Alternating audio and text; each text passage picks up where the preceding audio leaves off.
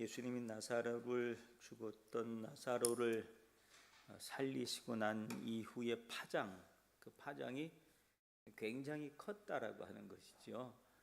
그럴 만하죠.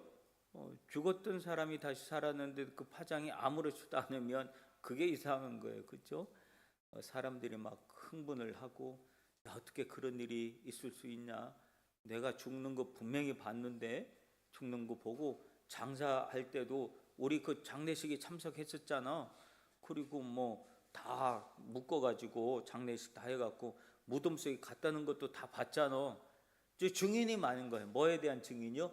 죽었다라고 하는 사실을 확인한 증인들이 참 많아요. 저 사람 분명히 죽었어. 근데 예수님께서 나사로에게 오셔서 그 무덤을 열게 하시고 나사로야 나와라 라고 하는 이 말씀 한마디로 죽었던 나사로가 벌떡 일어나서 마치 옛날 그 중국 영화의 강시 알아요? 강시가 꽁꽁 이렇게 묶여가지고 콩콩콩콩 튀면서 나온 것처럼 아마 나사로가 지금 붕대가 감긴 상태에서 나왔기 때문에 움직일 수 있는 건 발이에요. 그러니까 강시처럼 콩콩콩콩 뛰어가지고 나왔는지도 몰라요. 그러니까 예수님이 잔뜩 묶여있는 그 나사로를 보고 그거 붕대를 풀어라, 붕대를 풀어 놓아서 다니게 해라 라고 말씀하셨어요. 그러니까 그 사실을 예수님이 은밀한 곳에 행하신 것이 아니거든요. 많은 사람들이 보는 가운데서 그 가운데서 행한 일이에요. 어떤 사람들이 봤냐면 나사로의 죽음을 확인했던 사람들 앞에서 다시 살린 역사를 해주신 거예요. 그러니까 그 파장은 굉장한 거죠. 세상에 어떻게 이런 일이 있을 수 있느냐라고 하는 굉장한 파장이 계속 있는 상황 속에서 사람들은 소문이라고 하는 것이 얼마나 입이 막 빨라요. 그렇죠? 입이 빠르고 막 내용이 빠르고 그랬잖아요. 어떤 사람이 그러더라고요. 그 예수님이 왜 부활하시고 난 다음에 그 마리아에게 제일 먼저 부활의 소식을 알렸냐 그랬더니 어떤 분이 하는 얘기가 여자이기 때문에 그랬다 그랬어요. 그 무슨 말인가 했더니 하여튼 말이 많기 때문에 소문을 빨리 내는 사람이기 때문에 부활의 소문을 빨리 낼 수 있도록 막 그랬는데, 저는 그 보면서 참 어떻게 성경을 이렇게 이해를 하고 그렇게 얘기를 하나 그래서 좀 되게 황당했어요. 사실은 예수님이 마리아에게 제일 먼저 나타난 이유는 말을 잘하고 소문을 빨리 내듣게 되면 그런 것이 아니라 마리아에게 제일 먼저 나타냈던 이유가 뭔 줄 아세요? 마리아가 예수님의 죽음을 슬퍼했기 때문에 그래요. 그래서 예수님은 성경은 뭐라 하냐면 우는 자와 함께 울어주어라 그래요. 슬픈 자와 함께 슬퍼해 주어라 그랬거든요. 마리아가 그랬어요. 그러니까 자기의 죽음의 슬픔에 동참했던 그 마리아에게 부활하시고 난 다음에 제일 먼저 슬퍼하지 마, 나 살아났어 라고 제일 먼저 보여준 거예요. 그러니까 예수님은 슬픔 속에 있는 사람에게 제일 먼저 기쁨의 소식을 알려주길 원하는 거예요. 나사로의 죽음으로 많은 사람들이 슬퍼하고 있을 때 예수님이 그 슬픔의 장소를 갑자기 무슨 장소로 바꿔놨어요? 기쁨의 장소로, 부활의 장소로, 다시 살아나는 장소로, 희망의 장소로 바꿔놨다는 거예요. 그러니까 그 소문은 굉장한 파장을 일으켰죠. 그리고 난 다음에 그 일 때문에 막 너무 마리아 그 나사로의 식구들은 막 이 두 자매 있잖아요, 그렇죠? 마르다하고 마리아는 너무 감격하고 너무 막 놀라고 너무 고맙고, 그래서 지난주 말씀에 보면 예수님을 초청해서 잔치를 벌렸잖아요. 잔치를 벌리고 마르다는 막 또 손님 대접하려고 하고, 그리고 있을 때 마리아가 어떻게 했어요? 향료를 깨뜨려서 예수님 앞에 부어드렸어요. 왜냐하면 그가 할 수 있는 최고의 것을 주님 앞에 드리고 싶은 마음에서 그랬다는 거죠. 그리고 난 다음에 막 사람들이 막 몰려오고, 그러니까 이게 복음이 저절로 전해진 거예요. 야, 예수라고 하는 분이 있잖아, 죽은 자도 살렸어. 지금까지는 우리가 병든 사람을 고쳐낸 예수로만 알았는데 이제 그 수준의 예수님이 아니야. 어떤 수준의 예수님이요? 죽은 자도 살려내시는 예수님이야. 세상에 이런 소식을 들어본 적 있어? 그런 사람을 만나본 적 있어? 내가 지금까지 살면서 그런 사람 한 번도 본 적이 없어. 그러니까 이분은 굉장한 분이야. 이분은 그야말로 메시아야. 이분이 우리의 왕이 되어야 돼. 이런 마음으로 사람들은 막 예수에 대해서 막 굉장히 뭐라 그러지, 분위기가 업돼 있는 이런 상황 속에 있는 거예요. 그 상황 속에 바리새인들, 이 상황을 다른 사람들은 다 함께 기뻐하고 즐거워하고 그랬지만 그 상황을 불편하게 보고 있었던 사람이 있었어요. 이 상황을 놓고 누가 제일 불편하게 보고 있었을까요? 대제사장들이 불편하게 보고 있었어요. 그래서 오늘 보면 여기 보면은 이 9절 10절에 보면 그랬죠. 나사로가, 예수님, 많은 사람들이 예수님을 보려고 막 몰려들었고 나사로도 거기 있었는데 대제사장들이 10절에 보면 뭐라 그래요? 12장 10절에 대제사장들이 나사로까지 어떻게 하려고? 죽이려고 모의하더라. 이 나사로를 죽이려고 그러니까 왜 나사로를 죽이려고 그랬을까요? 나사로가 뭐기 때문에? 사람을 다시 살아난 사람이기 때문에 증인을 없애려고 하는 거예요. 예수가 다시 살려서 우리가 다시 죽일게. 저 아무것도 아니야. 우리가 다시 죽일게. 그래서 나사로를 죽여야지 더 이상 이 막 사람들의 흥분이 멈출 것 같은 생각이 든 거예요. 그래서 예수도 죽이려고 그랬고 계획을 했지만 누구도 같이 죽이려고 그랬어요? 나사로도 같이 죽이려고 그들은 계획을 했다니까요. 누가? 그냥 흉악한 사람들이? 어떤 사람이? 대제사장이. 대제사장은 누구예요? 종교인이잖아요. 하나님 앞에 제사를 드리는 사람이잖아요. 근데 하나님 앞에 제사를 드리는 그 거룩한 직을 가지고 있는 그 사람이 예수와 나사로를 죽이려고 모의를 했다는 거예요. 이유는 뭐예요? 가만히 놔두면 어떻게 될 것 같으니까? 자기의 자리가 뺏겨질 것 같아요. 누구한테? 예수한테 자기의 자리가 뺏겨질 것 같다란 말이에요. 왜냐하면 사람들이 너무 많이 따라, 그리고 예수가 스스로 뭐라고 얘기하냐면 메시아라 그러고 하나님의 아들이라 그러고, 그러니까 영 불편한 거야. 그 모습을 보는 게 불편한 거야. 그래서 예수와 함께 나사로도 죽이려고 그들이 모의를 하기 시작했다. 우리가 선한 일을 아무리 좋아하고 우리가 예수님을 따르고 그러면서 막 기적의 주인공이 됐다 해도 이런 일을 당할 수도 있다는 거예요. 기적의 주인공이 될 수 있잖아요. 그렇죠? 우리가. 근데 기적의 주인공이 되면 하나님이 나를 고쳐주셨으니까 이제 나는 안전해. 왜? 하나님이 보호하시니까. 막 이런 생각을 가지고 막 살 수 있지만 아니에요.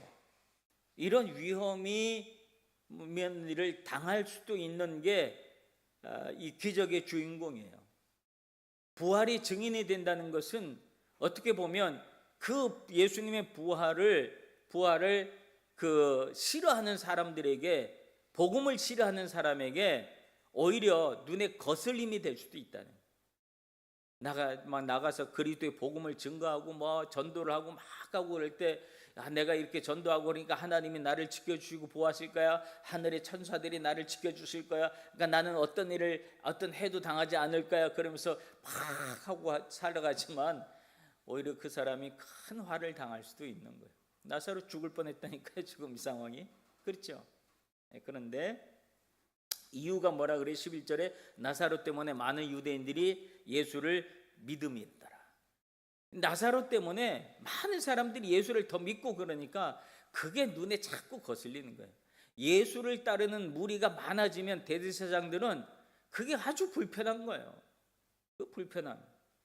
그런데 이 분위기가 굉장히 업돼 있는 분위기죠. 굉장히 업돼 있는 분위기인데, 자 12절에 보면 그 다음 날, 그 이튿날에 명절에 온 큰 무리가 예수께서 어디에 오신다는 이야기를 듣고 예루살렘으로 오신다는 것을 듣고 그래요.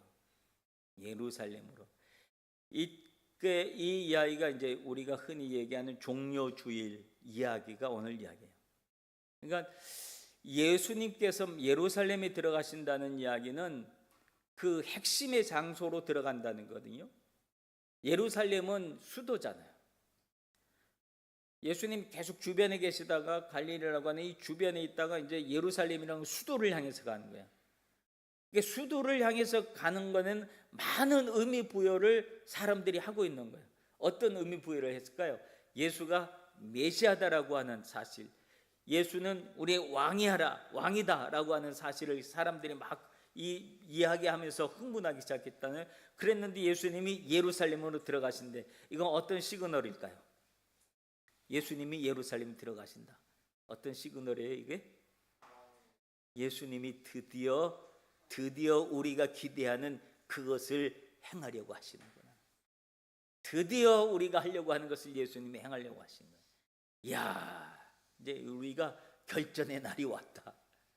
만약에 이때 예수님이 막 이런 분위기가 있을 때, 이때 예수님이 말을 타고 딱 등장을 하셨으면 사람들은 그 흥분이 아주 흥분의 도가니가 됐을 거예요. 그렇죠?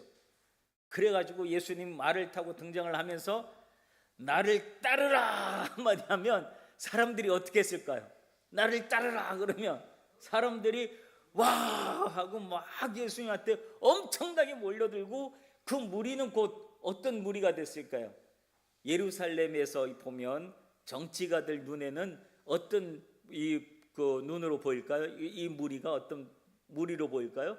폭동으로 보이는 거예요. 폭동. 그죠? 폭동으로 보이고, 저 폭동은 결국은 어디로 향하고 있을까요? 그 폭동은 이 땅에 이 유대 왕이었던 헤롯을, 빌라도를 끄집어내리고 그 자리에 예수님이 딱 올라가는 그런 폭동으로 보일 수 있는 거예요. 예수님이 이때 이 분위기는 이미 다 조성이 다 됐어. 세상에 뭐 그 오병의 기적, 뭐 수많은 사람을 살리는 거, 이것하고 비교가 되지 않는 죽은 자를 살려냈다니까. 죽은 자를 살려냈어. 뭐 이건 뭐 어떻게 말할 수 없는 엄청난 능력이에요. 어느 누구도 행하지 못하는. 그랬는데 그때 예수님 나를 따르라 한마디만 했으면 엄청난 역사가 일어났을 거예요. 근데 사람들은 그렇게 기대를 가지고 예수님이 예루살렘에 오신데, 예루살렘 올라간데, 야 우리도 따라가자, 우리도 따라가자. 그리고 많은 사람들이 막 모여들었어요. 그리고 사람들이 뭘 미리 준비했냐면 종려나무 가지를 먼저 준비를 했어요. 종려나무 가지를 흔드는 것은 어떤 이야기냐면 왕을 환영할 때 쓰는 행동이에요. 왕을 환영할 때. 근데 그러니까 야 예수님이 벌써 예루살렘 올라가신다니까 우리 빨리빨리 이 종려나무 가지 빨리 준비해. 그리고는 그걸 가지고 이미 막 흔들면서 구호까지도 정했어요. 구호. 어떤 구호를 정했어요? 여기 보면 구호가 있죠. 예? 호산나 찬송하리로다 주의 이름으로 오시는 이 곧 누구? 이스라엘의 왕이야. 구호를 정했어. 이 흥분된 이 군중들의 모습을 한번 생각해 봐요. 그들의 마음속에 그리고 있는 그 예수의 모습은 어떤 모습일까요? 분명히 이제 예수님이 막 이 말을 타고 그리고 힘있게 예루살렘을 향해서 막 들어오실 거야. 이런 기대감을 가지고 막 종려나무 가지를 가지고 막 준비하고 흔들 준비를 다 하고 구호도 다 정해놓고 막 외치고 있는데, 웬걸 예수님이 14절에 보면 예루살렘에 들어가시는데 뭐를 타고 가셨어요? 나귀를 타고 오셨네.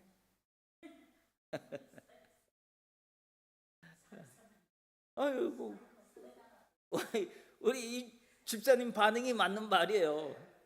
그 얼마나 웃음 나는 얘기, 헛웃음 나는 이야기야. 막 그렇게 기대했는데 웬걸 나귀를 타고, 그것도 어린 나귀 새끼를 딱 타고 따박 그리고 걸어오시네. 근데 사람들이 이미 모였는데 그걸 보고 에이 저게 뭐야 하기로는 다 준비 다 하고 왔는데, 그렇잖아요. 그러니까 계속해서 뭘 흔들어요? 종려나무 가지를 에이 모르겠다 그리고 막 흔드는 거야. 구호는 그대로 외치는 거야. 호산나 다윗 자손이여 막 그러면서 찬송하리로다 이스라엘의 왕이여 막 그리고 환영을 하는데 마음속에는 이건 아닌데 이건 아닌데 왜 이렇게 오시지? 아마 그런 생각들이 마음속에 막 있었을 거예요. 예수님은 사람들의 기대에 의해서 움직인 분이 아니었다. 우리는 우리가 기대하는 그 무엇을 가지고 신앙을 하려고 할 때가 있어요. 믿음의 대상이 내가 믿는 예수님은 적어도 이렇게 해주셔야지 돼, 우리 교회 목사님은 이 정도 해줘야 돼 라고 하는 그 기대감을 가지고 막 할 때가 있어요. 그런데 예수님은 사람들의 기대를 부응하는 그런 사역을 하신 것이 아니에요. 사람의 기대를 부응하는 삶이 아니라 어떤 행위를 하셨어요? 하나님의 마음, 하나님의 뜻, 그리고 성경에 기록된 이야기, 약속의 성취, 예수님의 마음속에는 그것으로 가득 차 있었다. 사람들이 자기를 뭐라고 생각하든, 사람들에게 자기한테 어떤 기대감을 갖든, 내가 저 기대에 부응을 해야 되는데, 아마 그런 부담감을 갖고 사역하시는 분이 아니었다. 저도 목회를 하다 보니까 그런 게 있어요. 어떨 때 보면 성도들이 기대에 부응하는 내가 목사가 돼야지 하는 생각을 가질 때가 있다니까요.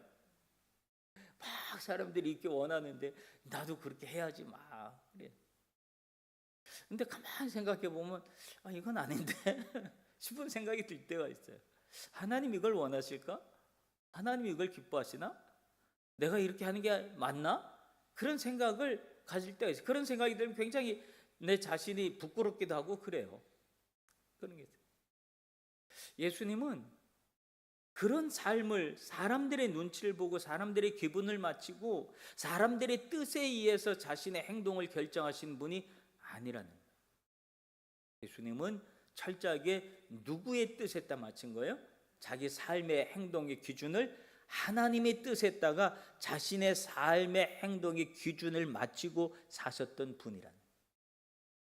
그래서 예수님이 왜 나귀를 탔냐? 나귀를 탄 이유는 말씀 때문에 그래요. 스가랴서 한번 찾아볼까요?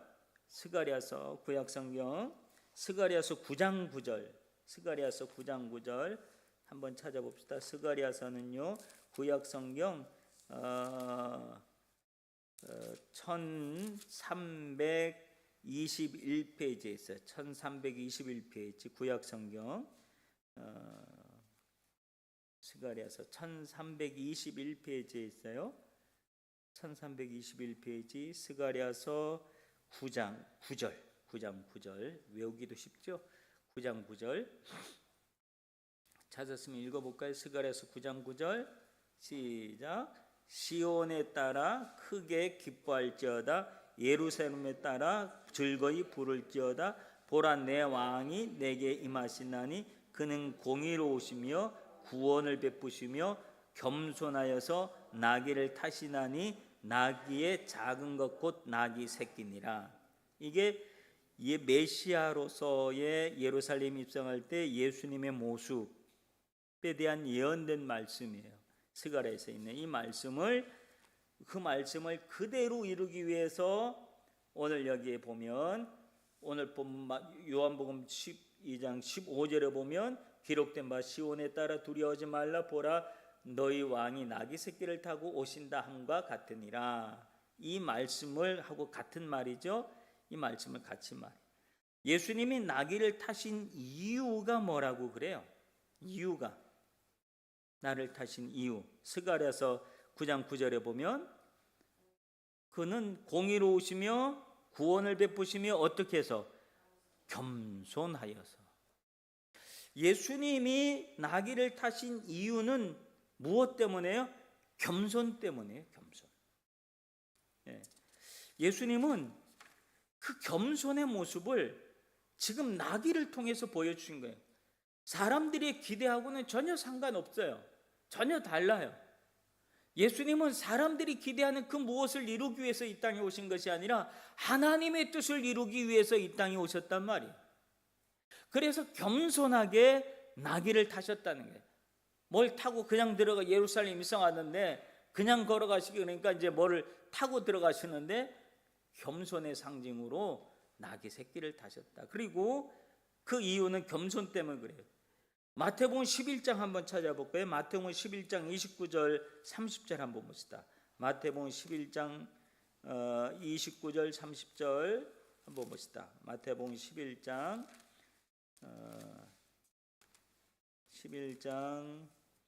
29절 30절 한번 봐요. 거기 보면 한번 읽어볼까요? 시작. 나는 마음이 온유하고 겸손하니 나의 멍에를 메고 내게 배우라. 그리하면 너희 마음이 쉼을 얻으리니 이는 내 멍에는 쉽고 내 짐은 가벼움이니라 하시니라. 예수님이 나는 마음이 어떻게 하다 그래요? 온유하고 겸손하다. 이걸 어떻게 하라 그래요? 배워라 라고요. 그렇죠? 예수님이 우리에게 부탁하시는 말씀은 겸손을 좀 배워라라고 하는 거예요. 그래서 그 겸손을 보여주시기 위해서 나귀 새끼를 타셨다라고 하는 이야기예요. 예수님 모든 것을 다 하실 수 있는 능력이 있어요. 예수님 왕이 될 만한 능력이 없으신가요? 혁명을 일으키고 막 그러실 만한 능력이 없었던가요? 모든 것을 다 가지고 계셨음에도 불구하고 예수님이 그것을 하나도 행하지 않아요. 이유는 그건 사람의 뜻이지 하나님의 뜻이 아니기 때문에 그래요. 사람의 욕망이지 하나님의 마음이 아니기 때문에 그래요. 그래서 예수님은 겸손을 보여주시기 위해서 십자가의 길도 결국은 겸손이에요. 그걸 보여주시기 위해서 예수님이 친히 나귀를 타는 것을 실천해 주셨다라고 하는 거예요. 여러분, 우리의 삶의 모습 속에서 예수님이 보여주신 우리가 어떤 그 이미지, 예수님이 우리에게 보여주신 그 이미지, 요즘은요 글을 많이 적지 않아요. 옛날에는 뭐 이 SNS 하시는 분들이 보면 요즘은 인스타그램이라나 이런 그 SNS 하시는 분들 보면 주로 사진을 많이, 이미지를 많이 올리거나 그러지 글을 많이 적지 않아요. 글을 많이 적는 사람들은 누가 글을 많이 적냐면 목사들이 주로 글을 많이 적어. 사진 하나 넣고 밑에 설명을 얼마나 길게 적는지 몰라. 아무도 안 읽어. 아무도 안 읽어요. 요즘 시대는 이미지 시대예요. 그렇죠? 그렇기 때문에 아주 상징적인 이미지가 있는 그 사진 한 장으로 모든 것을 다 말해줘요. 그래서 사진 한 장을 찍기 위한 것이, 자기의 메시지를 주기 위한 사진 한 장이 얼마나 이 공을 들이고 그런지 몰라요. 예수님이 말을 타지 아니하고 나귀를 타고 지금 입성하시는 이 모습은 오늘 우리에게 보여준 이미지예요. 이미지. 이 한 장면으로 예수님은 많은 이야기를 우리에게 해주고 싶으신 거예요. 예수님 그냥 걸어가실 수도 있고 꼭 굳이 이걸 타야 돼요? 예수님 걸어서 예루살렘 입성하시면 안 되나? 그렇잖아요, 그죠? 근데 굳이 나귀를 타고 들어가신 건 우리에게 이 이미지로 많은 것을 설명해 주기 위해서 그런 거예요. 예수님의 종료주일의 이미지는 그거잖아요. 예수님이 나귀를 타고 들어가는 그 이미지. 그만 보면 종료주일 금방 알고, 이 일로부터 시작해서 예수님이 드디어 십자가를 지기 위한 그 출발점, 우리가 그 이미지를 갖잖아요. 그렇죠? 예수님 그걸 위해서 그랬어요. 그리고 그 이미지 속의 핵심적인 내용은 겸손이었다라고 하는 거예요. 그러니까 우리가 겸손한 자의 삶을 살아야 돼요. 예수님이 우리에게 겸손을 배우라 그랬잖아요. 내가 이렇게 보였으니까 너희도 보고 배워라. 무엇을? 온유와 겸손을 배워라. 온유와 겸손을 배워라. 여러분, 우리가 마음이 온유해야 돼요. 온유한 마음을 가지시길 바랍니다. 온유한 마음은 뭘까요? 마음이 너그러운 거예요. 너그러운 마음을 가집시다. 너그러운 사람은요 겸손해요. 왜? 모든 사람을 품어주니까. 너그러움은 품어줌이잖아요. 그렇죠? 너그러운 품어줌이에요. 품어주기 위해서는 내가 위에서는 이게 안 품어져요. 밑에서 겸손하게 해야지 품어진다니까요. 나이가 많은 사람이 젊은 사람을 막 이렇게 해주면 젊은 사람들이 미안해서라도 더 막 어쩔 줄 몰라 해. 그러니까 연세가 드신 분이 더 이렇게 해주면 젊은 사람들이 우리도 저걸 배워야지 되는데, 우리도 저 모습을 배워야 되는데, 나도 저런 믿음을 가져야 되는데, 이게 배우게 되잖아요. 우리가 그런 겸손한 자의 삶을 우리가 예수님께 배워서 살아가시길 바랍니다. 예수님이 지금 예루살렘에 입성하신 그 장면, 이 장면을 보고 사람들은 막 몰려들었고, 그리고 난 다음에 바리새인들이 이 모습을 보면서 했던 말이 무슨 말이요? 19절 보면 바리새인들이 서로 말하되 볼지어다 너희 행하는 일이, 너희 하는 일이 쓸데없다. 보라, 온 세상이 그를 따르느니라. 이들이 지금 무슨 일을 행하고 있는 거예요? 어떻게 하면 저 예수를 죽이지? 어떻게 하면 복음을 예수 믿는 무리를 좀 떨어뜨릴 수 있을까? 어떻게 하면 나사로까지 죽여버릴까? 이 생각을 하는데 딱 보니까 막 폭동같이 막 사람들이 몰려들고, 사람들이 오히려 더 많이 몰려드는 모습을 보면서 아마 예수님이 말을 타셨던 것보다 나귀를 타신 것이 더 큰 이슈가 됐는지도 몰라요. 사람들한테 더 큰 이슈가 돼가지고 사람들은 더 큰 관심을 가지고 아마 몰려드는지 몰라요. 그러니까 이 바리새인들도 우리 이 쓸데없는 짓 하면 안 되겠다, 이런 마음을 갖는 것을 볼 수가 있어요. 우리가 예수님의 이 모습을 통해서 하나님, 우리도 겸손, 주님께서 우리에게 보여주신 겸손한 자의 삶을 우리가 배워서 우리 믿음 속에 겸손한 자의 삶을 내가 살게 하옵소서. 겸손할 땐 내가 없어서 그런 게 아니에요. 다 할 수 있는데, 다 뭐든지 다 할 수 있는데 그럼에도 불구하고 안 하는 것이 겸손이다라고. 그렇잖아요. 예수님 말 타고 등장하실 수 있잖아요. 그럼에도 불구하고 안 하셨다는. 오늘 이런 믿음의 모습, 주님이 보여주신 이 모습을 나의 신앙생활 속에 이 한 주간 동안 적용할 수 있는 여러분들 되시길 바랍니다. 오늘 시간의 말씀 기억하시면서 우리 함께 좀 통성으로 기도하는 시간 갖도록 합니다. 하나님, 내 모습이, 나의 삶이 온유와 겸손을 배울 수 있는 믿음의 삶이 되게 하여 주옵소서. 하나님이 제일 싫어하는 사람이 교만한 사람이라 그래요.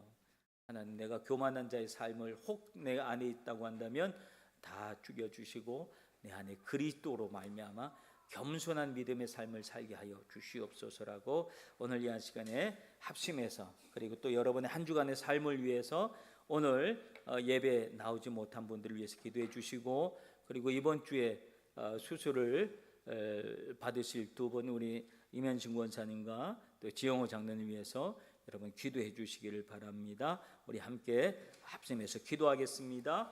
할렐루야. 아버지 하나님,